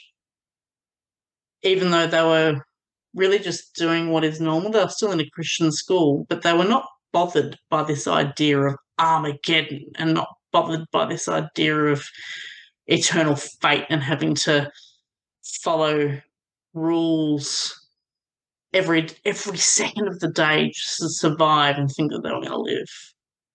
They kind of had both at the same time, which was very, very new to me. But even after I had experienced that, I left school, still have friends from that school who didn't shun me, didn't do any of that shit because it's like, we just believe different things, which was very appreciated. I still, imagine that. I believe in God, it's all good. We can have a beer. I'm like, that's novel. Oh, I like that. That's awesome. But still, I got to a point where I got married. I met an atheist and got married. I went up going to university, and the first thing that I studied at university was the one thing I was absolutely forbidden to study as a Seventh-day Adventist. Can you guess what it is? Oh, I was going to say something about female studies, something, feminine literature or movements or something like that. You got the first one right. Literature and Okay. philosophy. Philosophy, yes. So I deliberately did a literature philosophy double to basically just shove it in their face and say, fuck you, because that it was always stated. Philosophy was absolutely satanic. Well, yeah, you're using your brain. Sorry? You're using your brain. You're thinking. It has to be. God forbid. God forbid. He can have you think. Don't use what God gave you. Don't use this brain that he supposedly gave you. Literature was dangerous. Philosophy was satanic. And that was what I was raised to believe. And so, of course, when I finally made my way out of all of it, indoctrinated, non-indoctrinated, finally made my way out of all of it, and I'm like, I'm going to fucking do this because you told me I wasn't allowed to. And it's that massive rebellion theory where if you withhold something from a kid, as soon as they break free, they're going to do it. Sure. And I remember going to my first philosophy class and being absolutely petrified because for no other reason than just being told that I was not allowed to do it. And I was 26. Like 26, Jesus! Like most people go to uni when they're 21. Sure. And the lecturer got up and said, "If you've come here looking for answers, you're in the wrong place." And when he said that, I'm like, I am in the exact right place right now, because I just want to figure out the world and what it means, all of it. And I ultimately came to this conclusion that God is a concept that can be applied on your own merit without guidance. You can do that yourself. The Bible is there. Literature taught me to, and I discovered that the reason that they don't like you to study literature, one of the first things that you'll study, and the most predominant things that you will study in literature is Shakespeare. Written in Elizabethan English, which is the same language as Shakespeare. And, you're taught to tear Shakespeare's language apart. You're taught to interpret. You're taught to come to your own conclusions. And I remember studying Shakespeare and thinking, my God, this is so much like the Bible. Like, this reads like the Bible. It's so similar. And it can be torn apart just as easily as the Bible can. And I can come to my own conclusions on this shit. I don't need anyone else to tell me what those conclusions are. I can do this myself. I'm smart enough. I'm capable enough. I don't need a guide. I can figure this out for myself. And but I didn't reach that conclusion until I was 28. And I left the church when I was 15. Like, that's a long time to figure shit out that you could have figured out a lot earlier. And some people never figure it out. I didn't figure it out till I was 38. So that's when I left. And I think that we all, there's reasons we're all attached to certain things, and yeah, the psychology of it all as well, how we attach. And it's these are deep wells, and it's a lot to deprogram. It's a lot to, because you have to get rid of one thing, and then now you've got to figure out, what is this world, and how do things work, and what do I see evidence for and believe? That's right. And that is quite a journne. Yeah, and I do have people ask me, people ask me if I still believe in God, and I've come to this. I've come to be able to. It took a lot of time and a lot of study, and it's study that anyone can do. Like, anyone that wants, you don't need a degree to do it. It's out there. You can do it whenever you want. But I think the only intelligent answer to give is that you don't know. You don't know. Like, you can't take sides, and this is why you have, atheists and religious people forever arguing, thinking they're going to win. Like that's an argument they can actually win. I was going to say, I'm an atheist, but I don't need to tell anybody else how it is. If you believe, cool, that's fine, as long as it works for you. If it could be one, it would have been one already. Just give it up. Would you just believe what you want to believe and just let it go? I don't care what other people believe. It doesn't matter. And it's kind of the same as politics. Like, stop judging people on their politics and just judge them on who they are. Everyone has a scaffolding and a reason for believing what they believe, and it's not up to you to rip that apart. Like, you never will. You never will, because it's too complex. How do I feel superior to you if I can't put down what you're That's doing? exactly right. But everyone wants to feel superior, right? Well, I think we all go through. Be able to lord it over someone else. Sure, we all go through that. And it's a fool's game. You just can't do it. It's a useless waste of time. It is. You're not going to change anybody's mind. And I don't believe that I have the one universal truth anymore. So Jehovah's Witnesses, I don't know if you know this, refer to their doctrine as the truth.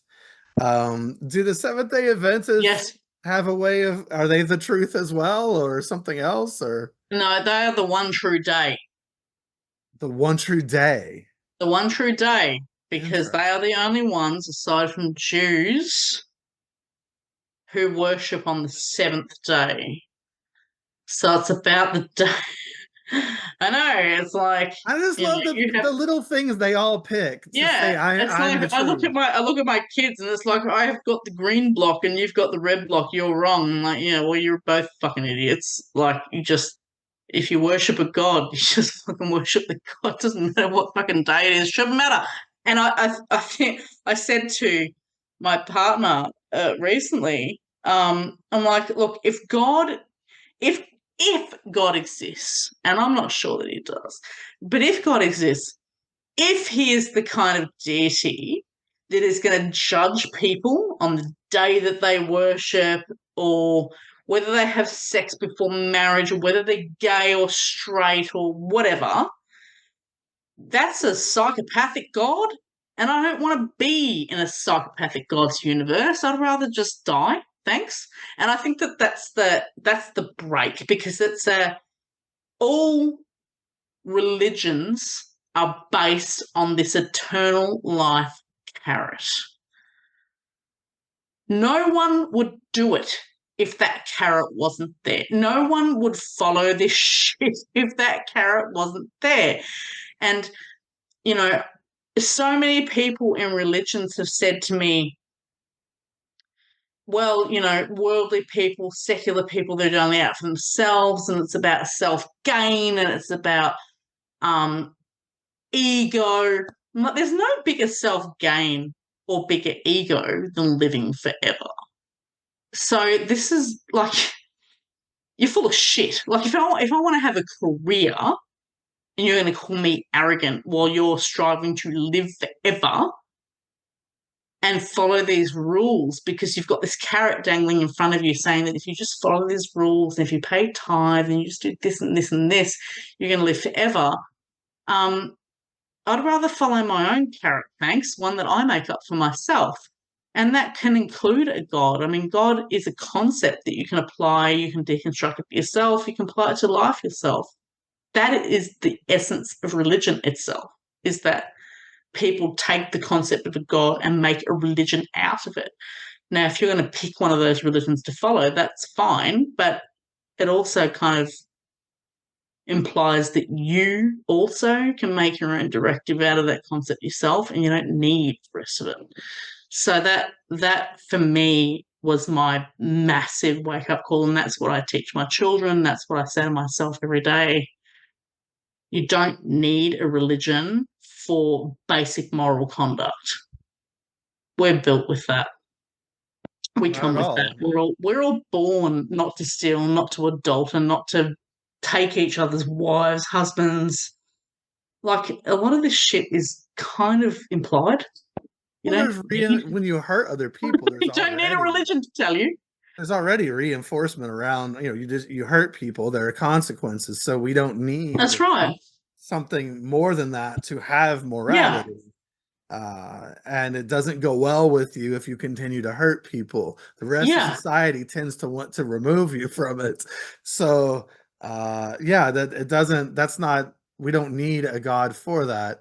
And I think you mentioned, the everlasting or eternal life and the ego of that.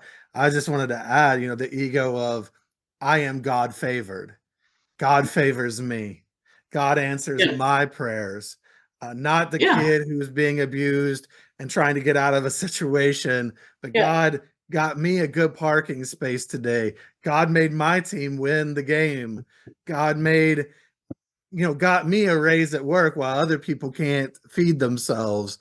That is the part where I really see the ego is I am Absolutely. somehow favored and special. Yes. But let's not look at everybody else who's getting completely screwed over in this life. That's right. That's right. That's the thing that I can't abide by anymore is God favors me and not somebody else, because that really starts to sound like ego.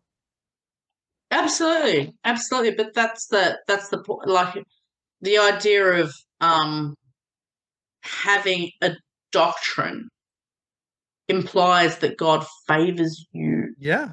Your over doctrine. all others, and that Yes. you. Now, I don't know about you. I mean, I haven't looked at the stats with SEPs, but I think it would probably be fairly similar. It's the same narrative that everyone else will die Oh yeah. if they are not Seventh Day Adventists. Now you have everyone will die if they are not witnesses. So when you have a Seventh Day Adventist and a witness meet, it can be fun until you grow up and get a fucking brain. But you watch these people, it's just like, okay, so you're basically both arguing over the concept. Like, it doesn't really matter which one of you is right. You're really arguing over the idea that 98% of the population, irrespective of who is right, You're is okay with other people being killed by your you're God, okay. so you can be happy. You're okay with all these people that dystopia. you know who don't believe your faith dying, and you're going to watch them fall down the cracks and cross your arms and say, well, I told you. Like, what a psychopath that kind of God must be. But that is not the God. Like, if there is a God, and I'm not sure there is, but if there is a God, I'm pretty sure he is weeping on the idea that people could interpret the Bible, which is highly interpretable, like as interpretable as Shakespeare is. The idea that there is a God who created this word, if there is one, he is like necking himself right now on how badly it's been fucked up. Yeah, I was talking to my wife the other day, and I kind of came up with an illustration. Where there are fish at the bottom of the sea that don't even know that Yes. there is light at the top of the sea because it's so dark where they are. They don't even get the concept of light, much less land, the earth, the universe. And here we are as human beings trying to act like we understand, like we can look with our telescopes into the vastness of space, and we're trying to use our terms. Like those fish don't even have terms for what you and I experience on land today and as humans. So how arrogant to think that we as humans could possibly, we're trying to describe whatever could be out there in human terms. We're so dumb as to think it's very arrogant that we could even conceptualize what else might be out there. It's very arrogant, and that's So what arrogant. like. Have you ever seen Plato's allegory of the cave? I love that allegory. Yes. Yeah. So I'll put a link to a video of it in the description for anyone. Please do, because I remember, and I mean, it's kind of like, given that I studied philosophy and studied literature, it's kind of embarrassing now that I'm out of that journey to look back and think that that was the thing that spoke to me the most, because it is actually very basic. Like, when I look back, I'm like, this kind of basic, like you have a lot more that you could offer than that. But it is so powerful because it was the first time sitting in my philosophy lectures after this professor got up and said, you're not going to get answers here and you need to be okay with that. And I was just like, I don't know that I am, but I signed up for it and I paid for it now, so I've got to be here. In that same course, several weeks later, they did Plato's allegory of the cave, and I give it to everyone who is trying to, and I'm volunteering at the moment for recovering from religion, and I give it to everyone I can, because I don't even need to explain it. The idea of being shackled, looking at a wall with shadow images that are being performed by others, and then being dragged out of that cave to be shown the light, going back to try and convince your friends that what they're seeing on the walls is not real, and having them look you in the face and say, I don't want to go, is one of the greatest fucking human tragedies ever. Like, I just, what they're missing grieves me.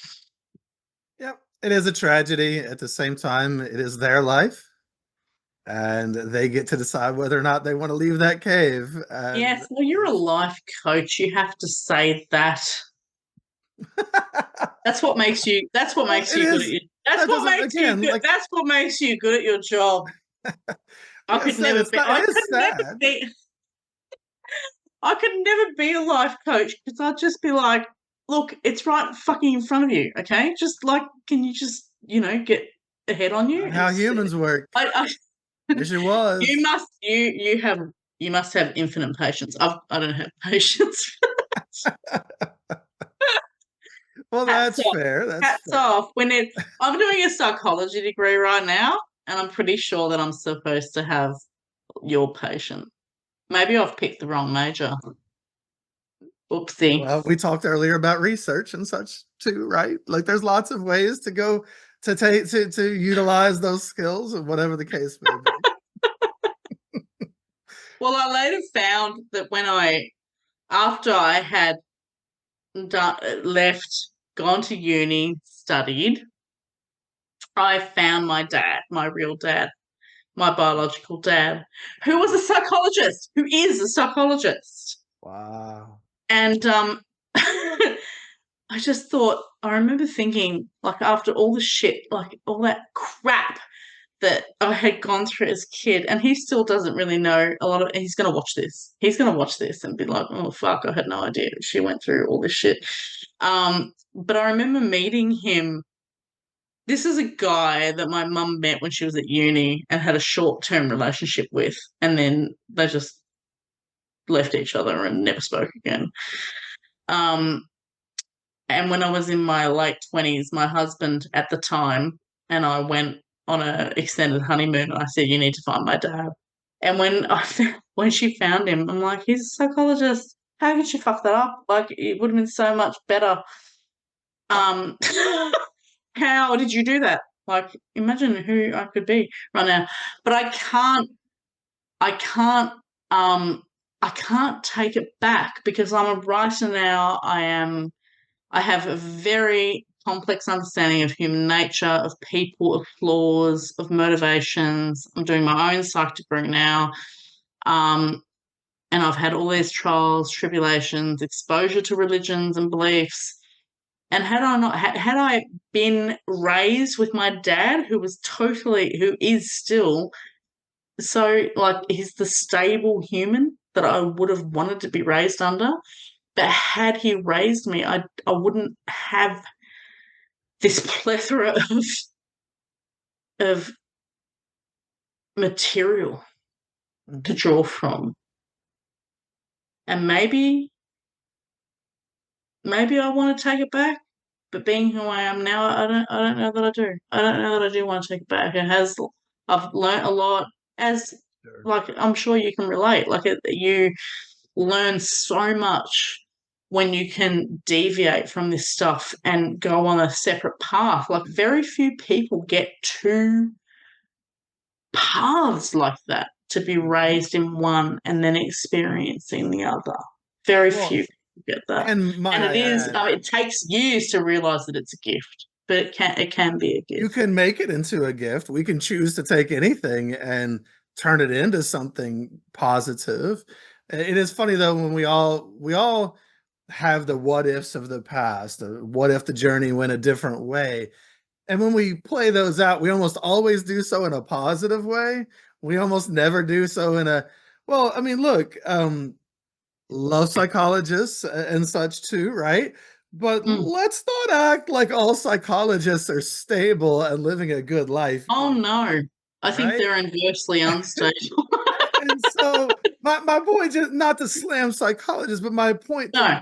to be, we, maybe it would have been better, but maybe it could have been bad in a different way too. And we don't really know. So all we have is what we have. I love that you're making something from that. I do want to ask you, because I know that you originally started listening to this, and it was around your book to some degree is why you kind of Yeah. interacted with Sean. So I don't know how far along you are in that process and what you would like to share about the book. But I'll give you a minute to do so if you'd like. Look, I started writing, like I've already, as I explained earlier, I already had released my first book last year.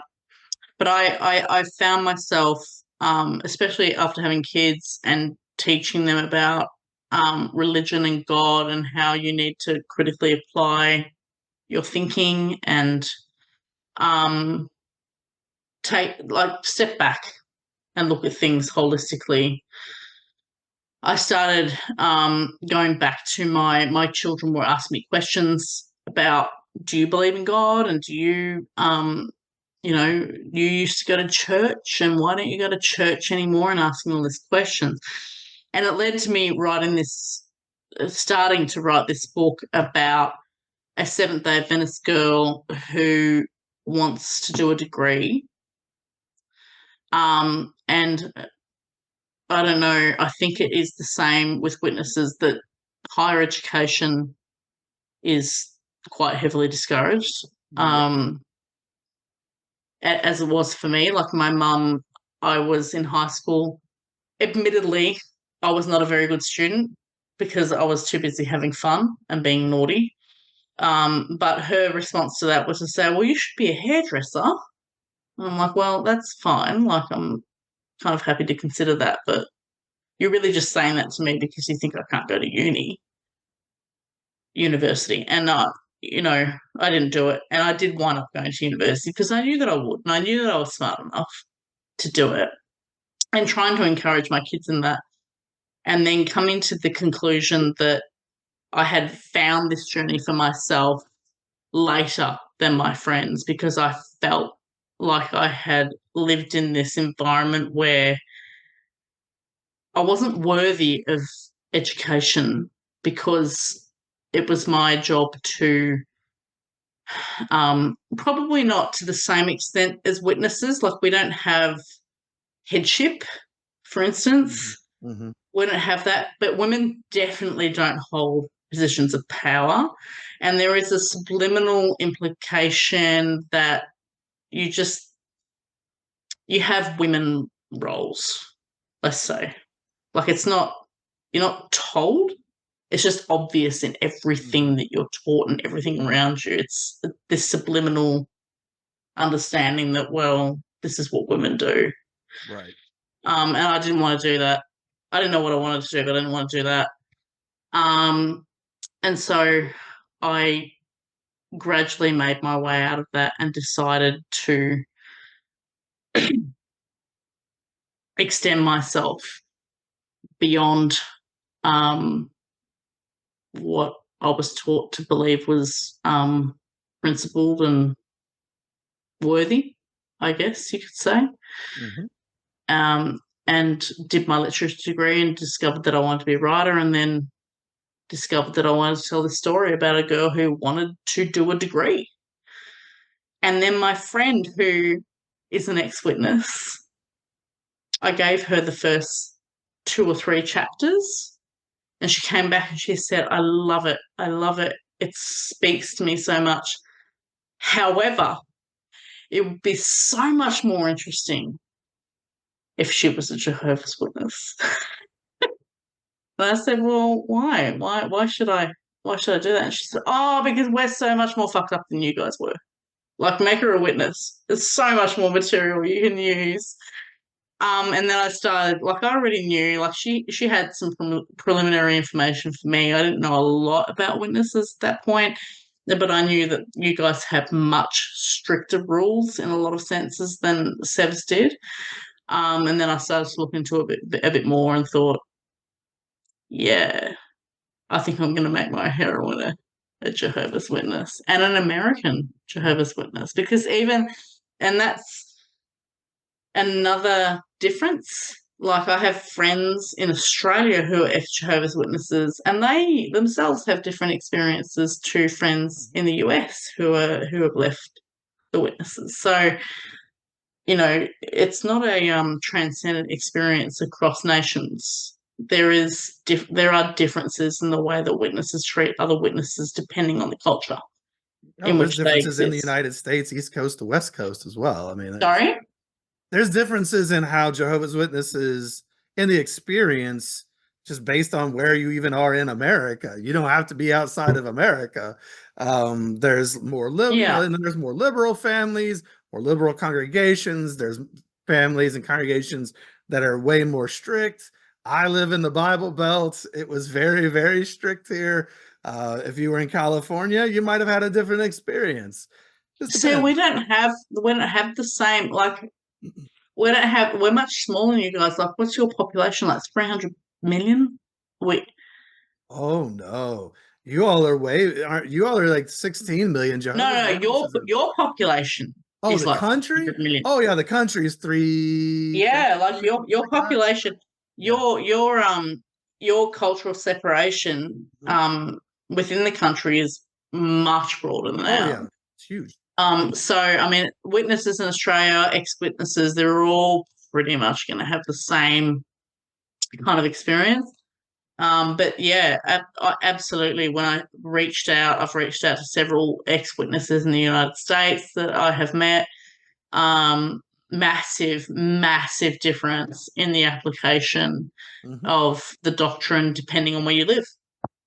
Yep. Which really just reinforces the idea that it's a man-made construct. It's being it's being adjusted and changed and applied according to the men who are in charge. It's got nothing to do with God. Right. And that I don't think that it's fair to just say that witnesses are the only ones that they'll do it. They'll do it. All right. Yeah. You know, it's Absolutely. Should I would you like me to share your website, or do you have, I don't know how far you are along in this book, and if you yeah, like I'm lazy and I'm a procrastinator. The book won't be finished for a while, but okay, but I'll go ahead and link to your website in the description. People can see what else you've done as well, and then the CL, it's just CLROWE.com. Okay. Yeah, that's I'll it. do that. If you'd like some extra content, if you'd like to learn more about our guests today, maybe even have an opportunity to connect further with them, you can do so by joining the Back Room tier at patreon.com/shunned. But I'm most active on Facebook. So okay. Well, can I ask? Yeah, and I don't post a lot of religious shit, but I do, like, it'll come. It's in there. I filter it in. Well, let's wrap up on this. What do you love about your life today? What's good in Cass's life? What's good in my life? Being independent and critical in my thinking, and being able to raise children who are independent and critical in theirs. Rare. That's free. Very, very rare. Oh. Sorry? So that's freedom. All freedom is somewhat relative, but it's freedom to make your own decisions, to be able to gather your own information, excuse me, to see what there's evidence for you, for your kids, and for you all to live lives that feel authentic to who you are and who you want to be. That's a beautiful thing. It's a beautiful thing, but that's the thing. Like you and I,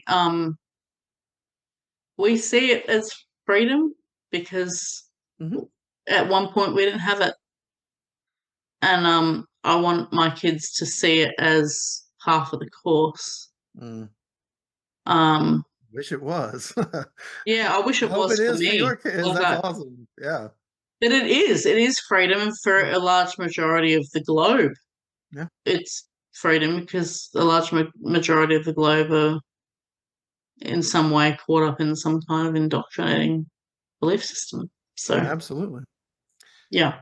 Cass, thank you so much. Freedom. Yes, that's how we're going to end this, on freedom. That's the American mantra. Freedom. Thank you for telling your story and for helping two groups really to understand each other in a little different way. And I think it's really, there's so much we can all learn from each other. in this Absolutely. setting and just in all settings in life if we're open to do so. Yeah, absolutely. And if there's any Seventh Day Adventists out there who stumble upon this podcast, I would just like to say that you're not crazy, and you do deserve to be free, and just because it's not as harsh doesn't mean that it's not as lonely, and you should take those steps, and there are plenty of things to learn about the world, and the world is not scary, so take those steps. If you want to tell your story on the podcast, buy merch, or get more information, go to shunnedpodcast.com.